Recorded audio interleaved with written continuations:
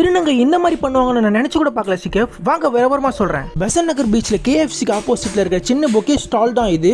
2 படித்த இளைஞர்னு பார்த்தா இந்த சின்னதாக கடை வச்சுருக்காங்க. யாரும் இருந்தாலும் எனக்கு அவங்க வீட்டில் ப்ராப்ளமோ இல்லை அவங்களுக்கு மணி ப்ராப்ளம் எதாக இருக்கலாம், சின்னதாக கடை வச்சு தானே பிழைக்கிறாங்க. ஆனால் அவங்கக்கிட்ட போயிட்டு நேராக வந்து 2 பூ எடுத்துகிட்டு போகிறாங்க.